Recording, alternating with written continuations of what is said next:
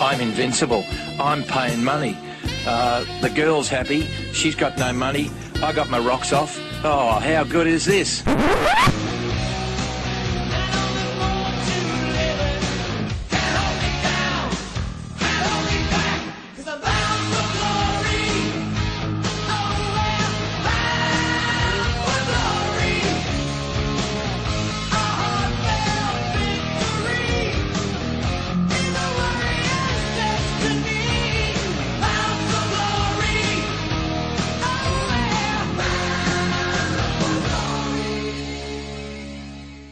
I'm Bound for Glory on Sin. I'm Jordan. I'm Ashley. I'm Matt. I'm Ben. I'm Damon. So, not a game last night, obviously for obvious reasons. We'll get onto that later, but Richmond, it finally happened, didn't it? It did. It was a long time coming, and this is the thing, and this is what I find fantastic about the hype. It was only around one game.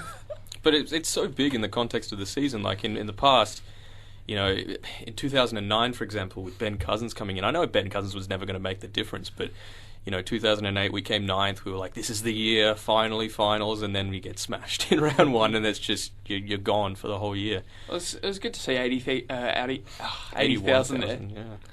Yeah, I was surprised, you know, because usually that game only gets about 60, 65, and because it's holidays and people go away, but it was built up this year. And Richmond last season, you felt that, and you can tell this by looking at the stats, they may have turned the corner. Now, they didn't get the results. There were a lot of games that they, you know, lost their composure. It nearly happened again. But, you know, 42 points in front, Carlton clicked. Bryce Gibbs lifted, I thought, in the midfield and gave Murphy and Judd, who also lifted as well in that second half. You know, they both lifted in the midfield, one more ball. There was instances where there were 5-minute patches where Carlton dominated contested disposal and clearances like 3 or 4 to 1 at certain stages in that second half, and you just felt that a tide had turned and that Richmond looked like they were going to let it slip again, but it didn't. And why was that? Why didn't they let it slip this time? Was it something different about them in that final stages? I think it was luck. Yeah, Carlton had a lot of scoring opportunities that they didn't really take advantage of, so... Yeah, a lot of luck on their side. There was luck, and I mean, in the interviews post-game, Chaplin was saying, you know, we really practiced, you know, how to finish off our games, and, you know, these really tight finishes we've been practicing over the preseason, which they have, but that had absolutely nothing to do with the result this weekend. It was pure luck. Jack Riewoldt played a really unselfish game. He did. He had a few opportunities to score, and he decided to pass it off, and often they didn't get converted. Do you think that was a wise choice? Like, he definitely took Jamison out of his natural comfort zone. I think it definitely got Vickery and McGuan also into the game. They played fairly well. And he kicked 4 behinds himself as well. He did. I thought that was quite astounding because I don't even remember him taking that many shots. I remember him taking 2. There was one, the first Richmond score of the game, and one where he socked it off the ground, but I don't remember the other 2. And how was Vickery, Joyce? As you called him, the reverse Casbolt. The reverse Casbolt. He kicks goals if he gets the chance. Right. I thought can't mark, but can kick. That Vickery and Hampson were, I think, in my opinion, I think the 2 standout players at either end. Not as in necessarily the best, but the most influential. I mean, Hampson obviously struggled to kick for goal, and that's another thing. He was clocking everything. Obviously got to work on, but yeah, he was marking it. I think that's finally what Carlton fans want to see if Mick Malthouse is going to implement that sort of game plan. Yeah. And I think with Vickery, a lot of Richmond fans, and I went to the pre-season game, the try game with North Melbourne and Melbourne, and he just looked out of place. And obviously it's February, but he didn't look like it was natural, the role he was playing. And especially when the incident with Mitch Robinson, when he hit Mitch Robinson in going for the ball, that's what Richmond fans have wanted to see for a very long time. Because if you're a big marking forward, if you can't mark it, all you got to do is hit the pack. That's your other aim. That's the one thing I like about Vickery. He's got a bit of a prick about him. Yeah. Like he wants to piss off people. He wants to hurt people, and that's good. So, who do you think was best on ground? I thought Gibbs might have been best on ground, even though in a losing side, but he was just so influential in the second half. I think Deledio did really well for most of the game. He was very consistent. Apart from the last quarter, 1 possession, he was good. Yeah, Deledio played fantastic for the first 3 quarters, and I think a lot of Richmond's midfield players, they sort of, well, they didn't go out of the game, but they didn't have much of an influence when Carlton took over, and Gibbs was a massive part of that. Is that where he's going to be from now on? Is he tried and tested midfielder, no more half-back flank experiment? Is that where he's going to be? I think so. I think Andrew Walker really dominated off the half-back, so they don't really need Gibbs back there. And he, this is probably the first time that anyone can say Gibbs has really, really stood out in the game. He took the game by the scruff of the neck. Yeah, I mean, Concussion was really influential, but 48% disposal efficiency, it's not good enough. And sorry, my phone's ringing. I got to take this. Hello? Yeah, Trent? Yeah. No, mate, I gave you my 3 votes. Yeah. No, 3. No, you must have misheard me. It wasn't Gibbs. Yeah. Yeah, alright. Glad to hear you listening. Alright. Cheers, Trent. I'll talk later. I'm a bit busy right now. Alright. Thanks, mate. Sorry, guys. I had to take that. I couldn't... How inconsiderate of Koch. I know. Yeah.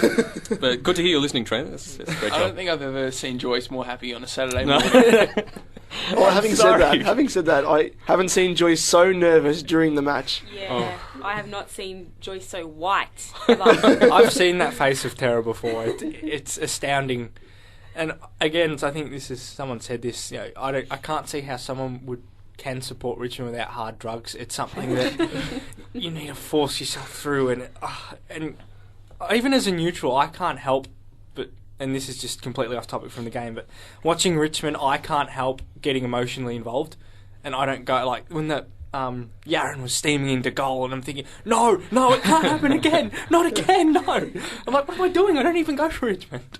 Yeah. It's that sort of emotional roller coaster that other people can't help getting involved in. Like at half-time, Damon and Ash were both saying, it's over.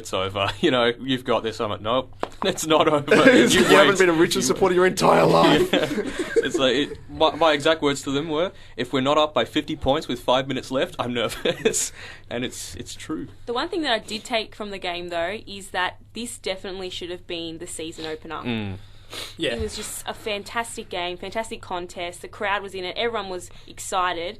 The Essendon and Adelaide game just didn't have the same sort of aura to it, I suppose. And the crowd capacity as well kind of reflected that, 80,000. I think just Amy Stadium itself compared to the MCG, it's a concrete crap hole. I wish I could find a better descriptive term at this time in the morning, but that's what Amy Stadium is, and you can definitely, because I've been there before, you can tell, like, even when it's packed, it's you still feel like it's sort of cold. I don't know. I think you get that at Etihad as well, and that's one of the reasons I don't like Etihad. But it's another thing. Back to the game. I think, and Richmond in general, watching them last year, and I mentioned before that their stats were borderline elite now. Kicking efficiency, it was right up there. Right up there last year, and obviously it was nerves going into this game, and towards the end there were a lot of mistakes, and I think the turnover count in the last quarter was something like 17-5. Pretty ridiculous, yeah. They started to panic, and it set back in the fear. But I think with what they do, and they use players like Grigg and Tuck, and they push them wide, and there was this one kick from Rance where I can't remember who he kicked it to, but these kicks in games are so important. It's where you can turn a defensive play in straight in offense, and you've put the opposition on the back foot. He turned around, he wheeled around the back pocket, and he kicked this 60-metre pass onto someone's head on the wing. And Richmond were off. They got a score out of it. They can kick a goal, but they got a score out of it. Rance was fantastic. He was really good. Chaplin, marshalled the back line. Yeah, he did. And then Rance could go off and do his own thing and rebound. And obviously, one of the advantages of having Rance is not only a tall player, but he's also nimble, and he's good by foot. And just the way Richmond play, and they did that last year because I was at the Hawthorn game, and the way that kick, when they release from half back, that kick changes everything. They look like a different team. They look elite even. They look awesome to watch. They flow. I forget who, I think it's Bomber Thompson that said it. He said, Richmond, they take the very hard option, and once they're out, they just go. If they get that one kick off, they're going to score, whether it's a point or a behind. Yeah, it's hard to. And he was under pressure too, so it's hard to get a 60-metre kick into not only space but hit the target on the head so they can move on and go. And if you've got players out of the back line that can hit targets, you're far and away in a much better position than a team that can't. Yep. Just on the back line, Dylan Grimes is going to be returning from injury pretty soon. Now they've got Chaplin and Rance obviously as well. Where does he settle in? He had a pretty great season last year before the injuries. And he's been playing really well for Coburg in the practice, just to get match fitness up and that sort of thing. Ben Griffiths, I thought Hampson did play a good game, but his defensive spoiling wasn't exactly top notch, and that's an area that Grimes excels at. So we might even see Grimes come in for Griffiths for the St Kilda game, because St Kilda, if Cossey's not playing, they don't have the tall timber that really requires a 200 centimetre defender like Griffiths. I think on that note, and we'll talk about this later, it doesn't feel like... It feels like footy's back, but it's too At the choppy. end of the round, probably. Yeah, at the end of the round I'll feel it, but it's just, again, it should have been the opening game. That was... It usually is, and not necessarily because it's a tradition, but just the way it built up, and I think just the way Adelaide and Essendon was, both teams coming into the season with very negative clouds around both clubs, and it was the opposite end. It was essentially Carlton going into a new era.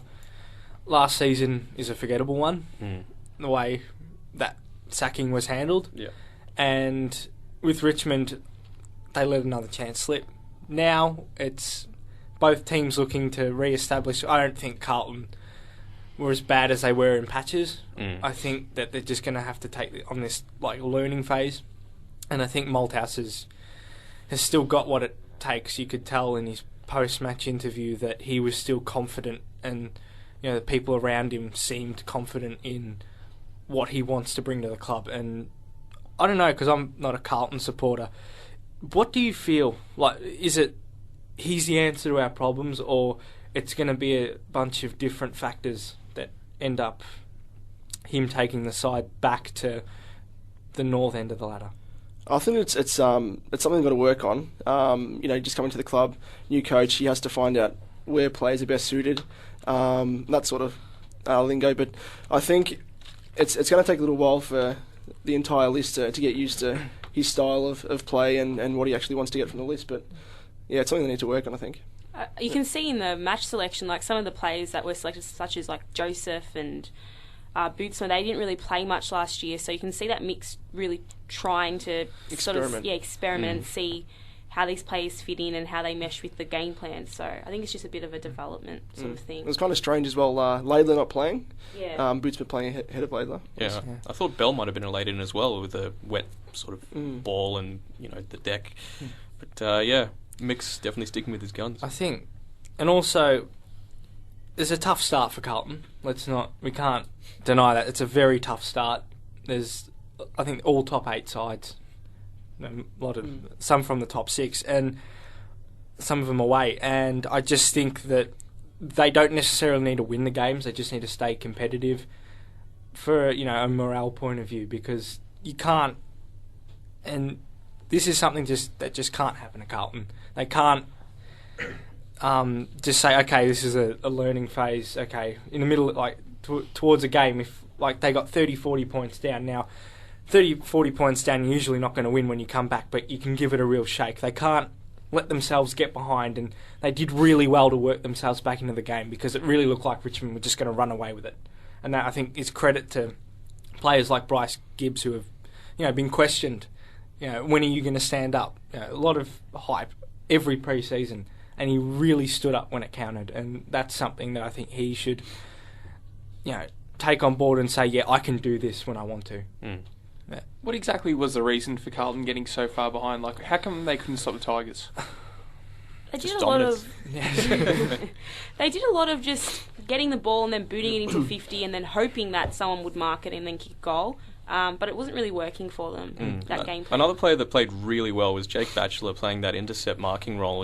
I think he took 5 or 6 intercept marks just in the first half and was, constantly leaving his man to spoil, and it was quite exceptional because he had been rubbish in the pre-season. So, very good game by Batchelor, and it was really the clearances as well. I think we noticed midfield dominance. Yeah. It was. I think they had double the number of clearances or something at halftime, or even three-quarter time, I think it might have been, heavily in the Tigers' favour. Even players like, Grigg were getting into the middle and doing some damage, even though he's a general outside player. And I'm not sure if that's just, the way that Carlton's midfield is set up, or if Mick went back to the Ratton game style in the fourth quarter, or what happened, but Carlton seemed a lot better when they were playing flowing, running football rather than, bomb it long, which is a Mick style I of think game what plan. helped was, because it's round one, players aren't going to be 100% fit, and obviously they're going to run out of steam, and the game opened up a bit. There was space. You could see players weren't exactly sprinting to the next contest. They were jogging because they were tired. Yeah. They don't have the base fitness up yet. And basically, Carlton took control of that. They said, okay, we just have to go now. It's opened up. Richmond aren't going to stand around and clog it when we try and get it forward. If we go, we can take our chance. And players like Gibbs, they stood up. And that's all you can really ask for. Yeah, I mean, the Tigers still have the third or fourth youngest list in the AFL, and more experienced sides like, your Collingwoods, your West Coasts, that sort of thing, they're not going to let Carlton get back from a 40-point deficit. So they're definitely going to have to be a lot more competitive in the starts of games. Yeah. Joycey, obviously we saw Mitch Robinson get knocked out cold on Thursday night. Yep. Do you want to just give us a rundown of the new concussion rule? Yeah, well, it's called the concussion sub. So club doctors had a 20-minute window to run a medical assessment on Mitch Robinson, and during this 20 minutes, the sub can be activated or permanently. So if Robinson can't return to the field, then it's just like any other sub. But if the doctors deem, he's right, he can play, then the sub comes back off, which was Aaron Joseph, puts the green vest back on, not the orange vest. Is it orange or red? I can't keep track of vests. That's red. Red. Oh, well, I'm red-green colourblind. But yeah, he comes back off, and then, you have a chance to use it again. The thing that instantly jumps to my mind with this is, it's a good rule, but surely coaches can exploit this, because it's not an independent doctor that does the assessment, it's a club doctor. So they might say, oh yeah, he's had a head injury, let's just get him off for 20 minutes and have our sub, give him a rest, have some fresh legs out there. And then, after that, you've got a second time where you can do that. So two players playing two halves, instead of, just using your normal sub, which is kind of weird. So do you think it should be an independent doctor making the call? I think it's pretty hard to manipulate, because how can a player sort of fake having a concussion on the field? I think Didac or Davey could give it a good shake. I think there's some really good footballers can drop and roll around. Yeah, it's pretty ridiculous. I don't know about manipulation. I think a player can be hit. I don't think they can get concussed or knocked out, but I think this rule was brought in because of what happened with Lockie Hansen against Essendon last year. And basically what happened was he was in a contest and he clashed heads and he got knocked out. And at that time, North Melbourne, at quarter time, they had lost two players off their bench. Lee Adams had re-hurt his shoulder and Daniel Wells had pulled his hamstring or something along those lines. And, that were serious injuries and they were both deemed unfit for the rest of the game. And at half-time, the North Melbourne doctors, it was last year it was similar. The doctor works out who. And the doctors just said basically, yeah, he's passed the test. And the AFL weren't convinced that was the case, because he spent most of the second half, he went off again and he threw up. And then he, after the game, was throwing up for the next 2 hours. So the AFL investigated this. They found North Melbourne did nothing wrong, but they fined them anyway for prolonging the investigation. But that's another topic. Basically, it's brought in for that sort of case where a team, they're not necessarily cheating. I don't want to say cheating, but they're trying to try and bend it in their favour. Yeah, the rule, because they've got no other option. They've used their sub. Someone else is already injured. They're 1-2 down on the bench. What's going to happen if that happens again? And obviously it's not going to be the same because the sub's already gone. Yeah. So they can't necessarily make that change. So they're just going to say, all right, you go back on. And nowadays with the, obviously, was it Greg Williams the Yeah. concussion. Yeah. Yeah, and there's a lot of ex-players coming out now, and I think the AFL are looking to the NFL and seeing that there are a lot of lawsuits. I don't think there'll be lawsuits here, but they just want to protect themselves from anything that may come up. Because if a club doctor turns around and says, no, you were okay to play that day when the player wasn't, then we're going to have some problems down the line. I think the rule definitely has the players' welfare at the forefront of their mind. You know, clubs aren't going to be rushing to try and get their players back onto the field. They're going to take time, make sure that they're right to play, right to go, make sure that their health is at the forefront of the decision, and then decide whether they go back on. So Yeah, I think it's definitely a good idea. I read in the Age this morning as well that if a player is actually knocked out, they can't come back on at all. Yeah. So it's the difference between, you know, a head clash where they're dazed and if they're just, you know, face planting the turf, eating some grass like Robinson was, you know. So yeah. Now we saw Robinson, like his 20 minutes went into half time. Now, does that time It goes through half time. yeah. Okay, so they have to make the decision during half time. Yep. Okay. And what happens if the sub has been activated and then from someone else, and then someone gets knocked out? I think generally they would activate it, you know, at least in 3/4 time, so the game's mostly over already. So I don't think they'll say, okay, you can go back on. But it's a real grey area. Yeah, it's going to be something where clubs are going to assess, or in my opinion, I think it will be, okay, how important is this player to us? Do we really need him out there for the rest of the game?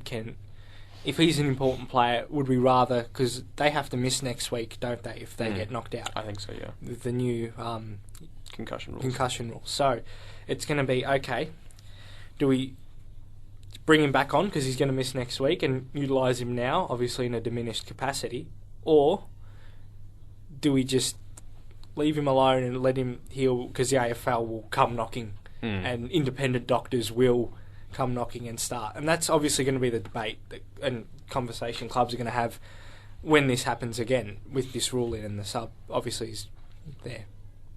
Yeah. Do you want to go on to our next topic then?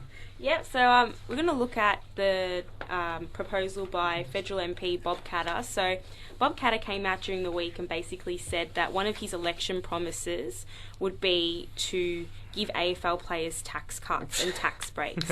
The reason he said this was because they provide enjoyment to the fans and because they get paid so much in a short period of time and they obviously don't have a very long career.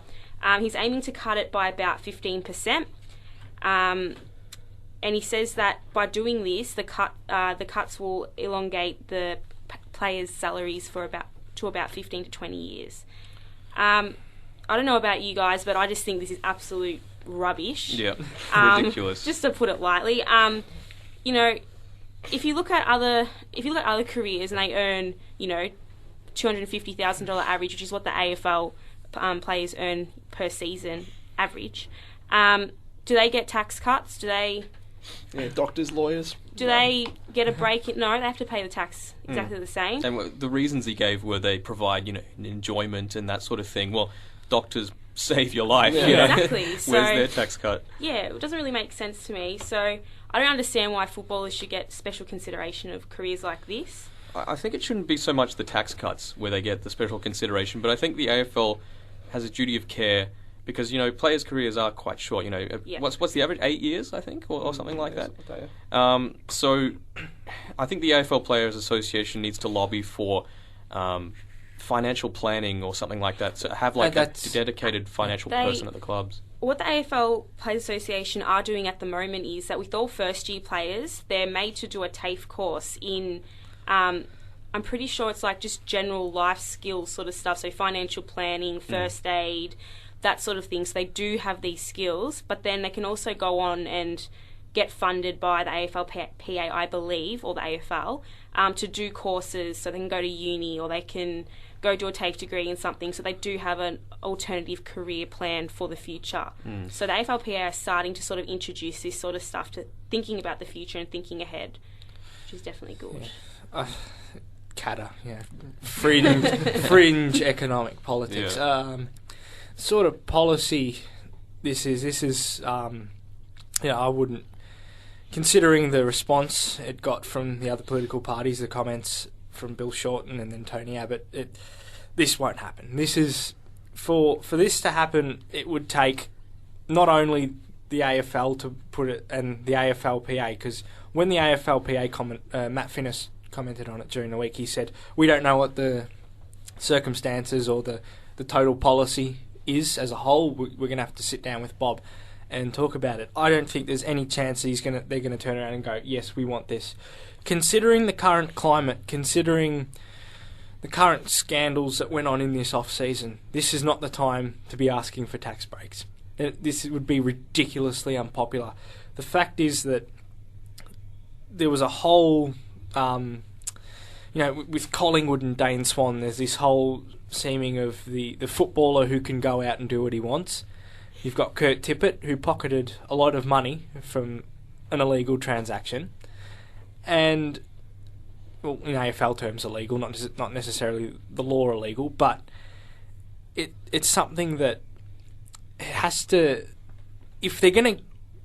This isn't going to happen. I just can't see the AFL bending to such a decision that it's going to get such backlash from the community. I think if they're particularly concerned about, players having short careers, not earning enough money, what they should be doing is in the time that they are earning this high salary, they should be putting a percentage of it into like a super fund or like a fund that's just locked. And then when a player retires, they get access to this, and then they're set up for the rest of, their life without having to work. Like, they can work, but if they're really concerned about this, there are alternative things that they can do to sort of, give the players some welfare, have the players' welfare at the forefront of their mind. Yeah, I mean, especially with, just the lifestyle that AFL footballers live. If you're not... I guess the only ones that kind of get some sort of respite from it would be Sydney players or like ones that aren't in, an AFL fishbowl sort of, because, the Gold Coast, you've got beautiful beaches to go out there, in Adelaide, there's 2 clubs and they're always in the news. Western Australia, they're always in the news. In Melbourne, football is like a religion here. So footballers are always going to go out, they're always going to be noticed. Rock stars. Yeah, they're rock stars and, these are young kids you're talking about, so they're going to want to, spend the money, have a good time all the time, but it's just not feasible in their long-term welfare. I just think one of the arguments is that they're going to find it difficult to get jobs. I think what Katter completely, and this is someone who lives outside, he's North Queensland representative, he doesn't understand that with a football club, there are very influential members of the community that fund these clubs, that are around at dinners, that own multiple businesses. I find it ridiculous that an AFL player cannot find a job via those methods, considering the way contracts are stacked up nowadays in which there's a job or a role. The Visi ambassador or Goddard was allegedly offered by Essendon a job at Toll. So it's like, Katter just has no idea how a football club environment or that economic environment outside a football club works. And it's not going to be hard for a player to get a job. Is it the most misinformed thing that we've heard this week? Definitely. Probably, yeah. Considering the AFL haven't opened their mouths this week, I'd say it is. Yeah, it's a Nothing nice from change. KB? No. KB? Oh, KB. If Richmond makes the 8, they'll win the premiership, I think KB said. He's going to go off on Monday and it's going to be... It's going to be glorious. Oh, God. But it shouldn't be too hard for, AFL players to, network with jobs and that sort of thing, because they're well known. So, a business is always going to say, you've got a retiring Brett Delidio, for example. Do you want him to come work for your construction company? Yeah, okay. He'll be the PR face. Yeah. Yeah, look at Kuda. He was the PR face for Souvlaki Heart. He owned one. He owned one. He owned it. He did the Fitness Expo as well. He was a spokesperson for that. And it's some career thing, I think. I can't remember what it's called. Blue something, maybe. And his face is always around and about on... if you can't find a job, and seriously, if you're not even paid $250,000, if you're paid $100,000 and you can't work out how to make that last, you shouldn't be getting $100,000 in the first place. Look at Brett Kirk. He found a job in the media. Wasn't really suited for one, but he found one. He fell ass backwards into it. And you've got players like Chris Judd who own stakes in businesses and stuff like that, doing it now, setting themselves up for the future. So they're definitely thinking about that sort of thing. Okay. So now we're joined by anti-homophobia campaigner Jason Ball. How are you going today, Jason? Hey, good, thanks, guys. That's good. Thanks for joining us. So basically, what are the origins of the anti-homophobia movement and how did you become involved? Well, it goes back a bit further than me. Obviously, a few years ago, I think it was 2010, the AFL Players Association started a campaign getting AFL players to hold up signs saying no to homophobia. And after that, there was a bit of momentum, and things seemed to be going well. And then Jason Ackermanis happened, and his article in the Herald Sun telling gay players that they should stay in the closet really set everything to ground, I suppose. And it had been a couple of years since anything has really picked up since then. So I guess I sort of took off, picked up where that left off. And my campaign was centred around calling on the AFL to do more to tackle homophobia, not so much looking at gay players and whether or not they should come out, but asking the AFL, that they have a responsibility to create a safe and welcoming environment for gay players and supporters within the game. Yep. Hi, Jason and Matt here. You mentioned about the signs that the AFL had people hold up. How do you think the response has been in general from the AFL and the general public and the wide football community? Look, I think the AFL have been hesitant. I think they're not quite sure the best way to go about this, and I can understand the predicament and the challenge that they're in. It's important when you're doing anything around social change, not to put a whole lot of people offside. And there's a way that they could go about this where, that they're really... I think it's important that they bring people with them in this campaign, so it's a sensitive way that they want to and need to go about it. So at the moment, they've sort of been dipping their toe in the water and really testing the water in terms of how people are going to react. In my opinion, the response so far from the public has been overwhelmingly positive. I think most people are ready for this change. I think especially the clubs and the players are ready to see this change. We just sort of need the AFL to take a bit of a leadership position and really own it. Now, Jason, it's Jordan here. Brock McLean and Dan Jackson have come out and, they've pretty much supported you. Obviously, Thursday night they played against each other, and last year Jeff Kennett he proposed the idea of a pride round, and he suggested it should be played between Hawthorn and Sydney. Do you think it would be better to be played against Carlton and Richmond, seeing as they're the two ambassadors for it, and you could draw potentially 80,000 people to it? Look, possibly. I mean, I think best case scenario it should be a pride round that encompasses all teams. But I think at the moment the AFL are sort of weighing up their options. I think they are, as I understand it, surveying all of the clubs to see if it's something that they all want to be involved in. But I do like the idea of a few clubs owning it who really want to go after this issue and make a difference. So, I'm happy to see any clubs really get involved. Yeah. Now, you're a footballer yourself. You play for Yarra Valley, is that correct? I play for Yarra Glen, which is in the Yarra Valley Mountain District Football League. Have you actually noticed any change in your own footballing experience since the start of the campaign? Well, look, I mean, since my campaign, we haven't had any home and away rounds yet. That'll be kicking off in a couple of weeks, so I guess I have to wait and see with that. But I definitely have noticed a difference within my own team. My teammates, to me, are the real heroes of this story. I mean, they have been incredibly supportive. They came along and marched Pride March. That they all want to do the right thing by me. They want to do the right thing by the movement. But I guess the problem is, and I feel that most straight people do, but they don't really know how to go about it because no one ever really talks about this issue. So hopefully, with the discussion that has been generated recently, more people are talking about this issue and it won't become such a sort of a scary, uncomfortable topic for many people. And what would you say your future goals are for the movement, especially for this upcoming season? Well, there's a number of projects that I've got in my sights, I suppose. Obviously, looking with the AFL, there's opportunities there for them to really, educate the public, educate their own players and coaches and staff within the AFL around homophobia and which I think is really important, and also obviously looking towards the Pride game or the Pride match. But outside of the AFL, there's a lot happening as well, and I think that's all sort of feeding off each other, sort of like what we've got coming up on the International Day Against Homophobia. The AFL Players Association are hopefully going to be launching an initiative, and that came out of the talk that I did with to the AFL draftees earlier in the year, when I suppose shared my story, and what they took out of that was the impact that homophobic language really had on me. Hearing words like faggot and pufta or gay to mean weak or soft or perverted or something like that.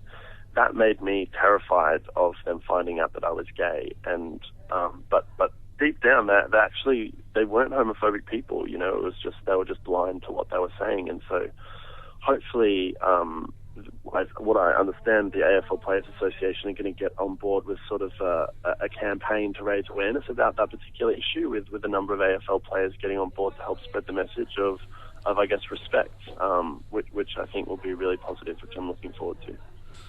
Now, Jace, what would be the biggest thing that you want to see achieved at the end of the campaign? Well, I mean, it's really an ongoing thing.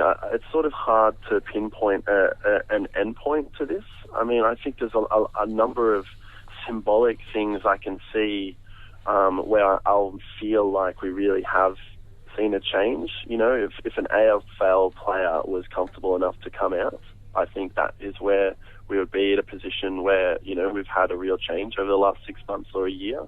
Because I definitely didn't think that would happen, not too long ago. Now, obviously, we can get education into the AFL system, no worries. But do you think the change needs to start from grassroots level and work its way up? Yeah, I do believe so, and I understand that the AFL are interested in doing that. They are interested in getting grassroots footy involved in their initiatives and their campaigns. But positively, what has come out of the work that I've been doing is my own football league, the Yarra Valley Mountain District Football League, have been really supportive. Last year when the AFL screened the no to homophobia ads on the big screen, my local football league actually got in touch and wanted to get a copy of the ads so that they could screen them at their grand final. And after Yarra Glen marched at Pride March, I've been in touch with the CEO of the league and a number of the members of the board who are interested in rolling out a Pride round in our own, country football league. So I think, I'm really optimistic, I guess. And this has come as a big surprise to me. I didn't expect it to be have this much support, especially in country footy. But I think that's really, as you said, where we're going to see pretty significant change and where the change is needed the most. Now, if we wanted to support the cause, we can go to change.org/AFL Pride. But what other sites can we visit, or what other sort of things can we follow? Look, I mean, there's a great resource called Play by the Rules. Which is a website that looks at social inclusion in football, and there's a particularly great article written on there by Pippa Grange, who's a sports psychologist. She currently is working with the Richmond Football Club, and it's a really great piece that sort of maps out all of the arguments against the AFL taking action, and really addresses them. And I think it's just a really great article, so that's one that I think it deserves to be read and consumed and shared widely. So that's Play by the Rules, if you Google that. Also, I mean, now I'm proudly an ambassador with Beyond Blue. I think they're a really great organisation and much more broadly looking at the impact of discrimination and homophobia on mental health. And so I think that's another great organisation to support and to keep following. And Athlete Ally as well, I believe, which you're also involved in? Yeah, big time. Well, I'm not so much involved in Athlete Ally. It's specifically an initiative for pro-level sports people. So I'm so proud to see Brock McLean from Carlton, the first AFL player to get involved in that. And I think it's a really big deal to have straight allies and to have straight people willing to say no to homophobia. To me, that's really powerful. And so Athlete Ally, which was started in the US by, I think it's Taylor Hudson, a pro wrestler, and the Wallaby David Pocock has got on board with that, and even some female Australian cricketers and all sorts of people. So that's definitely one to watch out for. Awesome. Well, thanks very much for your time, Jason. It's been great having you on the show. No worries, guys. Have a great morning. Thanks very much. All right, make sure you just go onto athleteally.com and support the cause. So we're going to be chatting a bit about Good Friday football now. every year footy fans are scratching their heads as to why there's no game on Good Friday. I mean, one of the biggest days in the footy calendar is Anzac Day, and I see there's the tradition of Good Fridays becoming less and less a big issue. It's more about Easter Sunday that's celebrated by most families. Now, the AFL's got 2 games on the Sunday and absolutely none on the Friday. And we know the AFL's passionate about trying to get a leg up over NRL, Rugby Union and A-League. I mean, NRL had 2 games on Friday night and A-League had 1.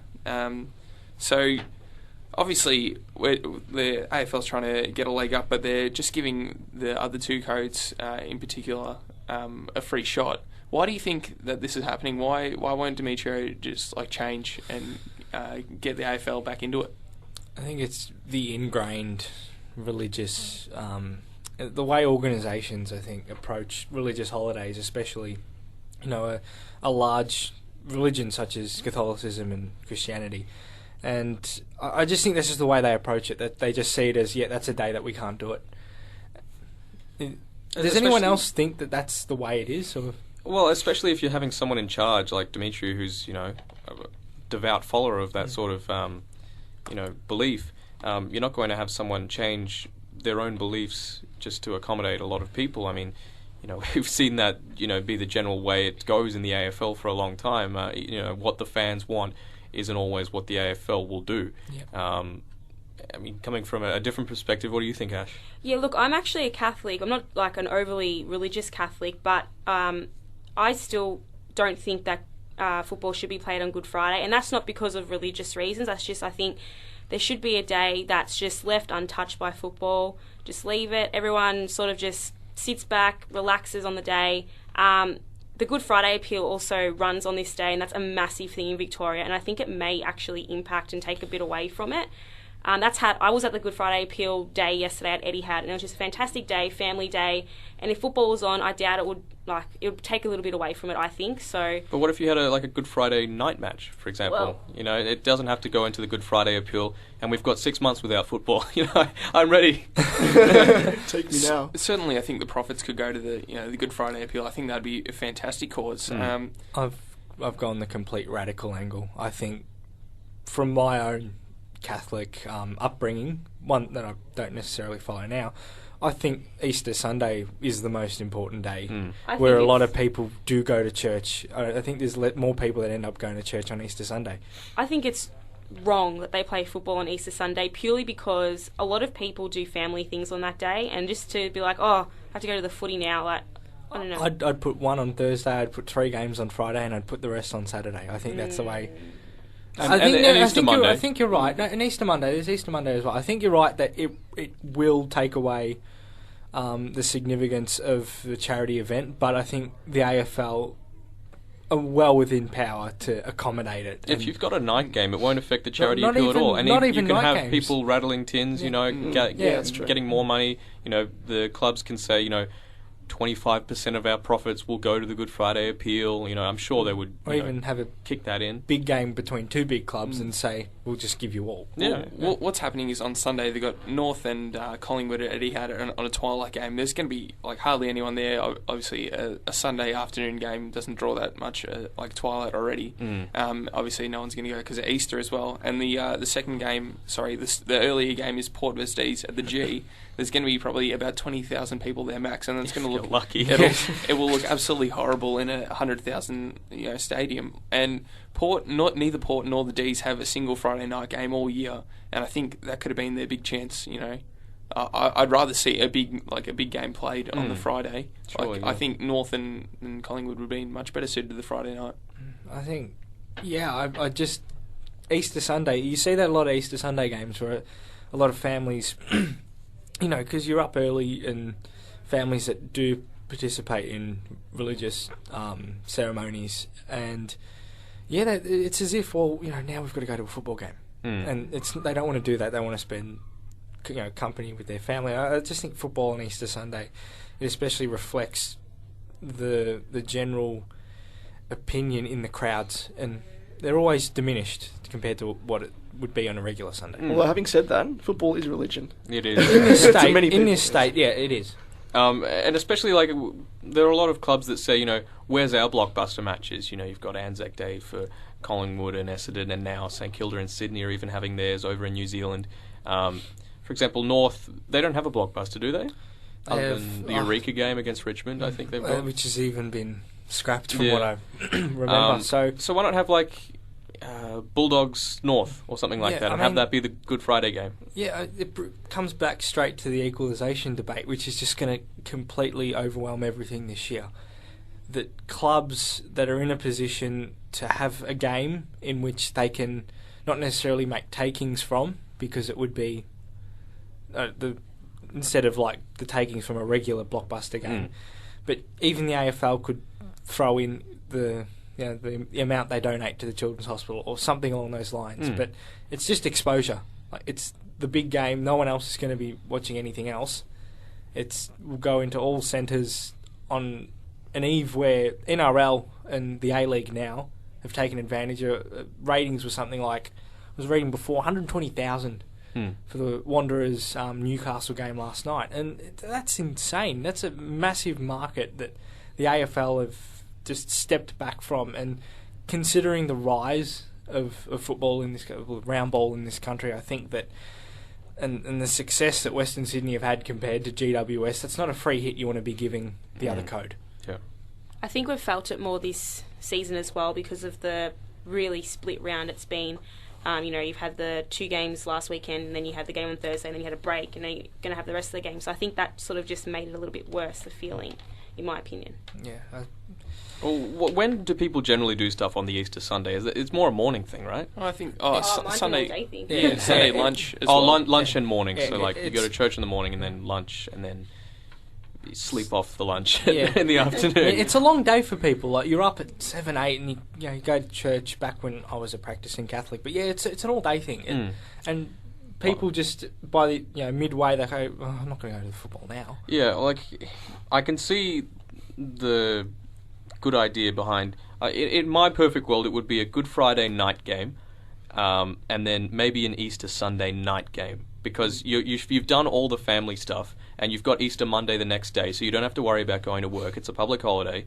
Well, the AFL is sort of trying. They've put the North and Collingwood game at a twilight game, so it's like 4:40 or something like that. You'd still so be getting over the turkey and the chicken and the 4:40. Well, you won't have to pay out of your pocket for the food at the game. Yeah, as someone who heads to a lot of 4:40 games, the timing is awkward already. Yeah. Like, it's just weird. You walk out and it's dark, and yeah, that's another argument for another time. But I think it's going to come about, and ultimately it's going to be what the players, because they're the ones who have to go and do it.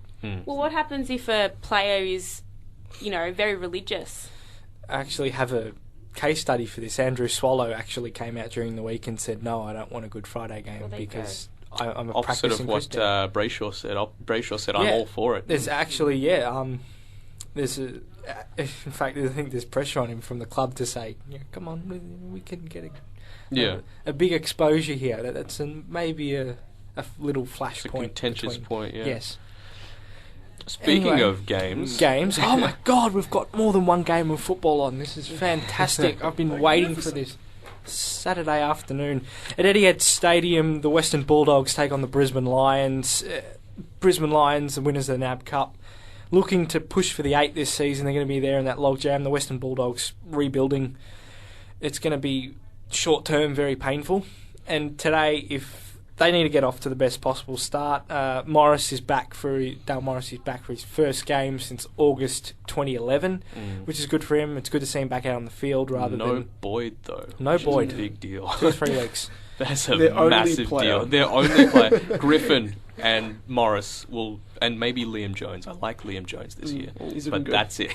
We see the debut of Brett Goods, a player who came through the VFL. I think he's definitely one to look out for, a seasoned body. I think he could be a real contributor this year. Yeah, Definitely. I think it's a typical case of looking at the Bulldogs 22 and saying, well, Ace Cordy's named to start at full forward and Liam Jones at centre half forward. When are these boys going to start clunking some marks and kicking some goals? I think they do the opposite. So Liam Jones clunked the mark, doesn't kick the goal, and Cordy can't take a mark, so he can't kick a goal. So it's they're in dire straits, the Bulldogs. Bottom Yeah. 4 for me. Bottom Yeah, 2 even. Usually I don't pander to that hype, sort of negative hype, but I think short term it's going to be very painful. Very A painful. lot of retiring players in the past few years. You know, you Gilby, Hargrave, Mitch Hahn from Mitch a while Hahn, back, you know, sort of goal. Hudson's gone. Lake's Johnson. now gone. Lake's gone. I mean, this is the thing I remember Gilby. about. Yeah, I mean, the Western Bulldogs, they were those smooth players that were sort of. They could play anywhere from half back to half forward, and they were such clean users of the ball. They moved it fast, and they played Etihad fantastic. And they've all moved on, and now they've got to start from scratch. And there's not a lot of clean ball users in that team, and that's going to be, I think, the problem. It's probably going to stop them from getting the result today. I just can't see them beating a Brisbane side that looks well oiled, and you know they're on the right path heading into the season. Can Brisbane play well at Etihad this season, or is that going to be a factor? Against the against the Dogs, they should be able to. But If they can't against the Dogs, then they're going to struggle, I think. yeah, Yeah, definitely interstate. If you want to be a final side, you've got to play well interstate. That's a definite, especially with being an interstate side. From our point of view, you've got to come to Victoria, get the points, and then use your home advantage when you've got it. All right, now the second game for today, one that I'm actually Actually, we're looking going to do forward our tips. Or, Oh, yeah, sorry, tips first, yeah. I think, Lions. I can't see Lions Lions. for sure. Yeah, can't go past Lions. Yeah. Same. Sorry about that. So that's all right. So, second game, the Battle of the Bridge. Battle of the Potentially the worst name ever. not even the Sydney Bridge. It's the Western Bridge that divides The Battle of Sydney the and Harbour? Western I Sydney. didn't even know there Pearl was one. You wouldn't. If you'd ask a Sydney sider, you wouldn't know they had a second bridge. Yeah. So, last year's premiers against the Wooden Spooners. yeah.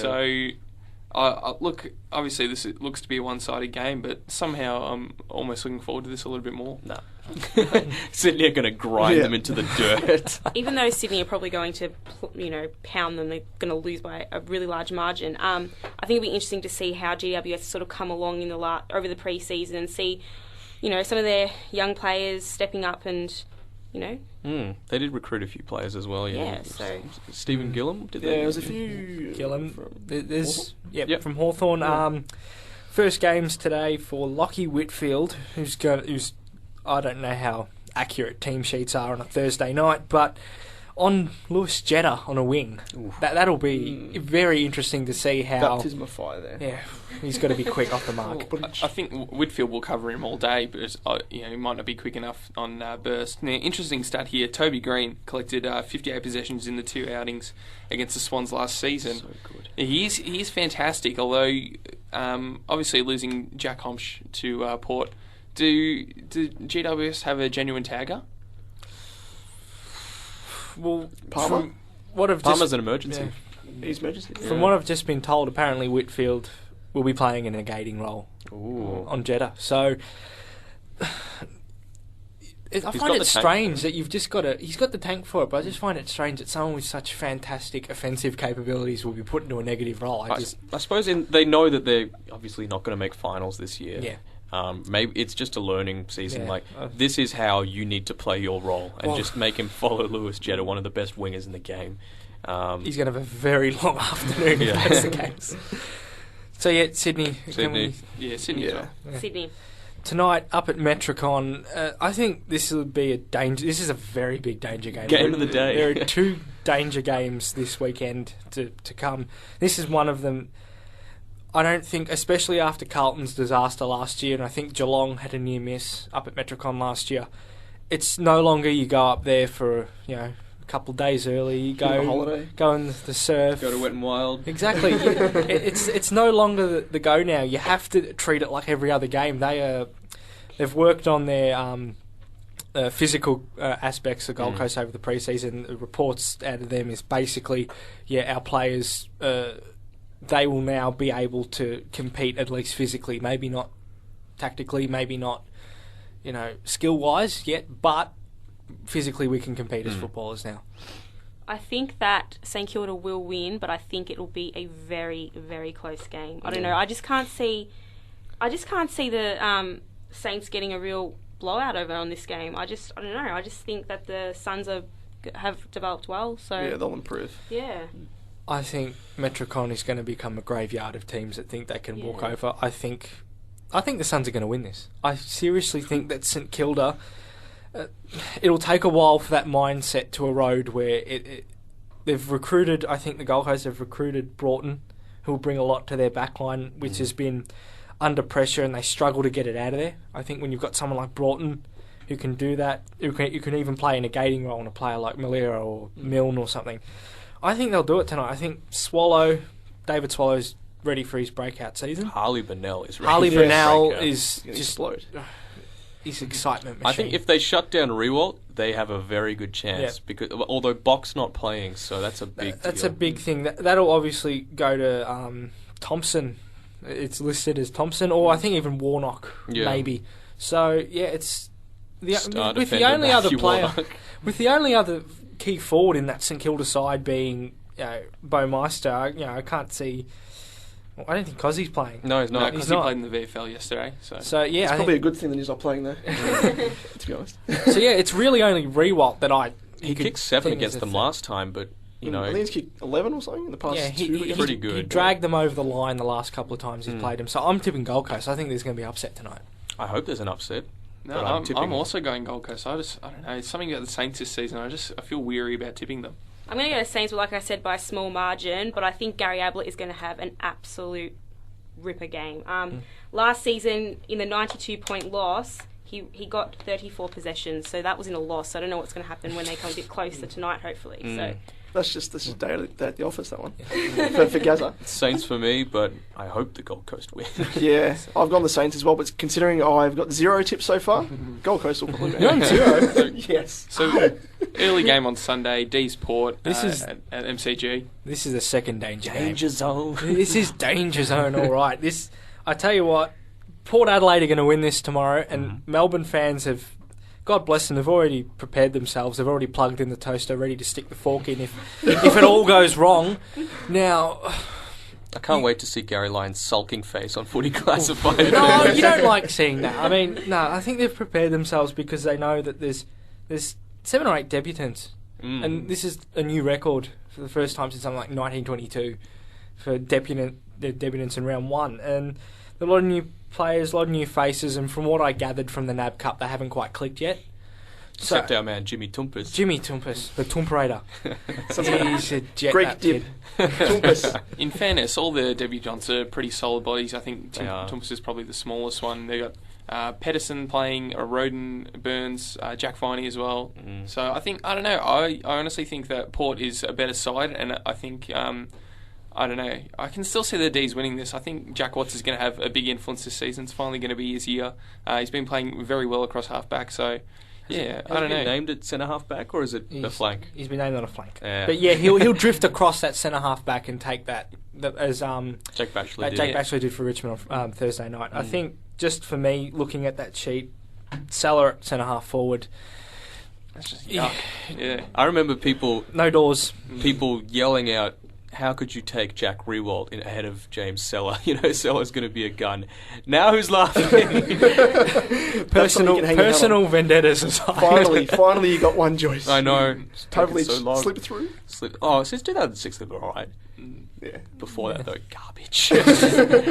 I think, essentially that. I don't think Clark will have the support that he'll get. I think, considering Trengove, the likes... Trengove's not playing, is he? No, he's not playing. For Port. Trengove, yeah. For Port, I really rate him. I think O'Shea is a prospect.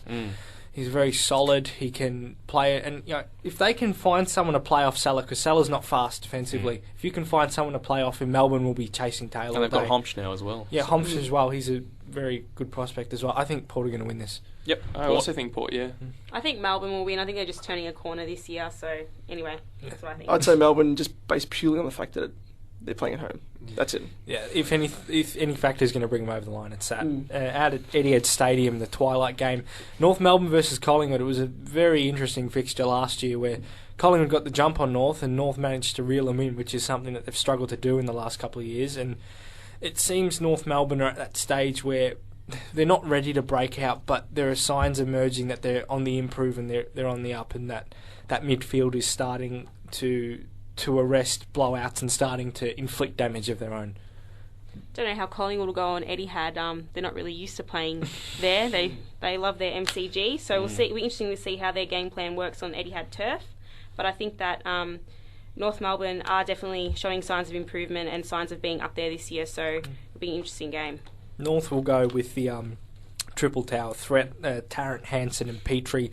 One of them will play decoy. I'm not sure if it'll be Petrie or whether it'll be Tarrant or it'll be Hansen. Play a decoy. He's too good. He's done it sometimes last year. He did it against Essendon last year, and that allowed Tarrant and Hansen to kick something like 7-8 goals between them. And it usually alternates because if you play the same player as a decoy, they're going to figure it out. Yeah. But one of those players won't be playing as a forward. They'll be playing as just someone to take a defender out, like a Ben Reid or something. Yeah. Ben Reid's not playing, is he?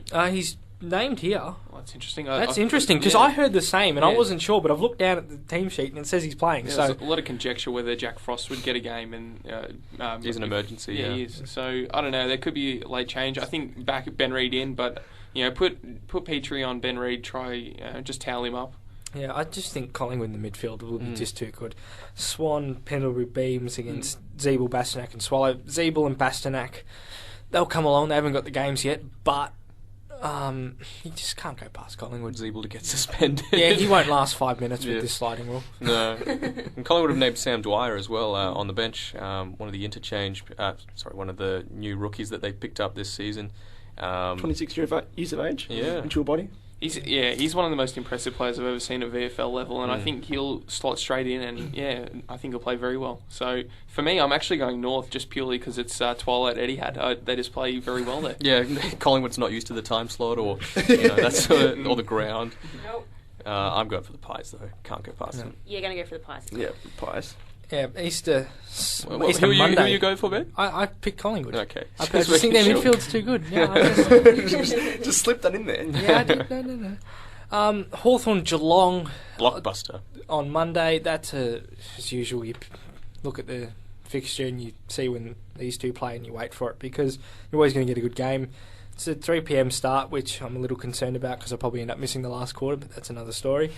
And you don't miss the last quarter of Hawthorn Geelong. No. That's one thing you don't miss. Extended bench is named. Geelong, they've added McIntosh and they've added all these players and some of them aren't even playing. Yeah, they've got West as well. They named, didn't he? He's named on the extended bench, Yeah. and they're still not sure if he's going to come up. They've got. I can't even say that. What's it? Litzavs. Litzavs. I don't understand how you get that out of his name. It doesn't look anything like it. Yeah. It's an odd spelling for that pronunciation. Geelong will be too good, in my opinion. No Suckling and no Lake. No. They're big losses. They're very big losses. It's a foregone conclusion, isn't it? Yeah. Geelong's going to win. Yeah. I disagree. I'm all for Hawthorn, even with the outs here. I'm for Hawthorn as well. I mean, Geelong have won the past 9. I think Hawthorn are due to win one. They're probably sick of losing to them. So I think that Hawthorn will get over the line for this one, but it won't be by much, which is what we like to see. This is one of my favourite forward lines in the league. Rioli, Franklin, Bruce, Gunston, Roughhead, Puopolo. Pretty good. That's a forward line. Bruce is an absolute jet. I think he's going to kick 40 goals if he doesn't play a lot more midfield time this season. Yeah, I mean, him, Rioli and Puopolo, all those players, that sort of small, medium type that kick goals and they can go into the midfield and release players like Sewell and Lewis when, give them a break and even they can rest forward and kick goals. Lewis is a really good goal kicker. That surprisingly good. That makes them really dangerous. I just think Hawthorn have it all over the field on Geelong. I think Monday's the day. It's going to break. Mm-hmm. It's going to be a round of hoodoos being broken. Break the curse. As Richmond did. Tips, everyone? Just Hawks for me. Hawthorn as well. Yeah, it'll be Hawks. Yeah, Hawthorn. Cats. Go Cats! I think on that note, I think we'll wrap it up for another show. We'll be back with another podcast next week, counting down to the days until we go live. Thanks again to Jason Ball for joining us. Yes, thank you very much, Jason. You were fantastic to have on. Make sure you check out Athlete Ally again. Just make sure you sign the petition, get involved in the movement. And also change.org /AFL Pride. boundforglorynews.com. Follow us on Facebook, Twitter. You'll find us just by Googling that. Guys, another good show. Yep. Go Tigers. Yeah, go Tigers indeed. And that'll be it for another week. See ya.